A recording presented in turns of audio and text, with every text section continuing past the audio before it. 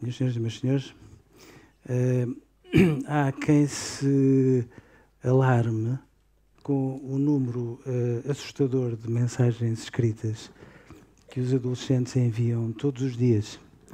Serão 70 SMS por dia, 25 a 26 mil por ano, não contando com as caixas de conversação online, nem com os 30 minutos diários que falam ao telefone, o que corresponde a 8 dias por ano, mais ou menos, nem com o facto de um quarto deles passar 6 horas por dia ligados à internet e 60% considerarem essa relação como de grande dependência.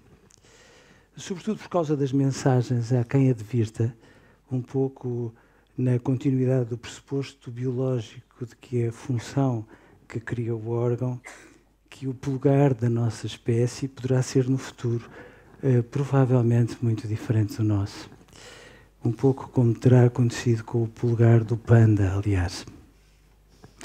O que mostra um mundo mais ou menos inebriado, com a curva normal do que, seguramente, com as singularidades humanas, que sem as imperfeições da natureza, a evolução jamais teria existido. E sem elas, os próximos passos de cada um dos nossos antepassados nunca teriam sido necessários. É claro que numa leitura mais comprometida com os valores judaico-cristãos em que crescemos, o polegar dos adolescentes será um excelente pretexto para nos questionarmos acerca da criação. Ou Deus, quando criou o homem, não terá ponderado devidamente sobre o polegar dos adolescentes?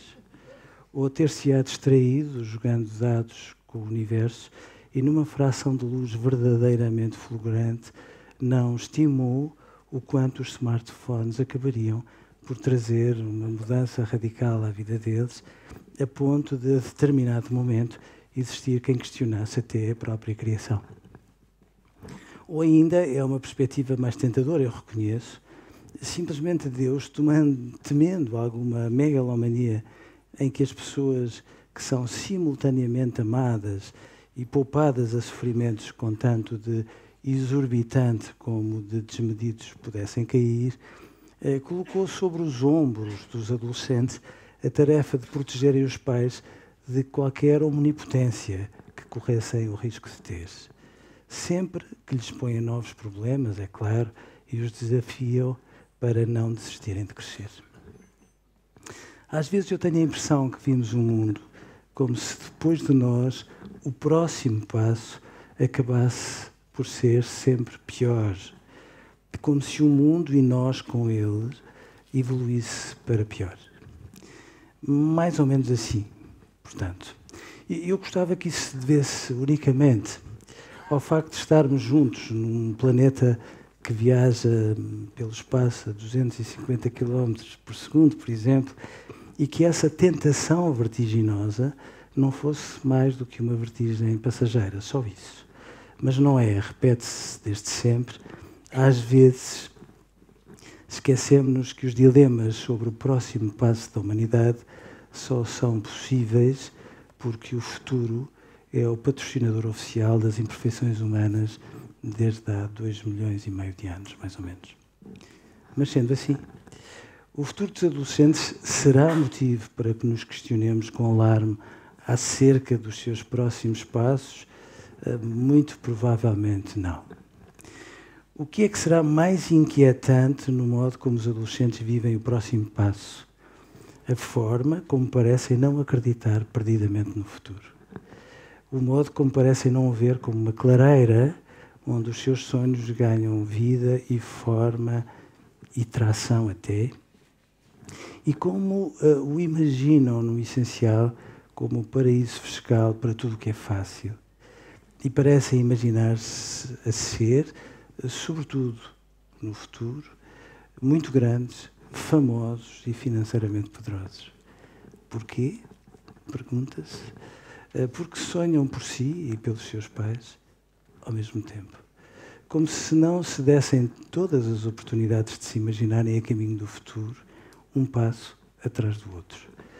talvez porque os pais pareçam viver sequestrados no presente e acreditar pouco, mesmo muito pouco, no futuro.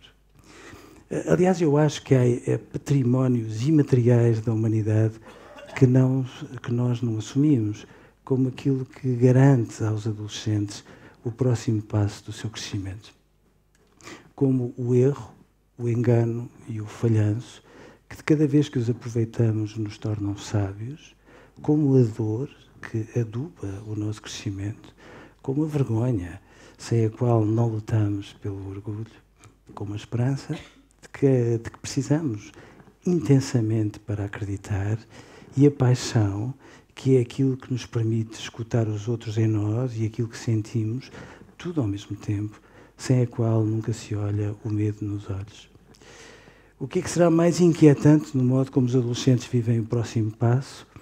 A forma como os estamos a obrigar a crescer sossegadinhos e calados. E lhes damos cargas absurdas de trabalho, de rankings e de metas. E parecemos fazer por esquecer que a adolescência com juros de demora, fora de tempo, os torna tristes e azedos. Por outras palavras, obrigamos-los a trabalhar para os resultados escolares e deixamos que preguiçem para o que é mais importante, como, por exemplo, namorar com a vida. O que é mais inquietante no modo como os adolescentes vivem o próximo passo? A forma como nos resignamos a falar com eles por silêncios, por murmúrios e por esgares, ou em 160 caracteres. Porque não os escutamos, nem lhes falamos para que nos escutem.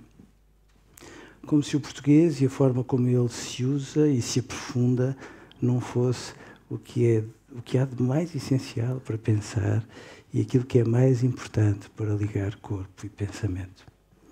O que é mais inquietante no modo como os adolescentes vivem o próximo passo? O modo como confundimos coaching e pensamento. Como se pensar pela positiva fosse pensar, ou uma espécie de pensamento sem dor. E os treinamos para a escola, lhes damos fórmulas tipo fast food para que sejam felizes e lhes recomendamos autoajudas, esquecendo-os que são os nossos exemplos de pais quem mais os ensina. E é a verdade com que lhes falamos quem mais os esclarece e as dores do crescimento que eles podem viver junto de nós quem mais os torna capazes para viver com os conflitos, com a frustração e com os insucessos.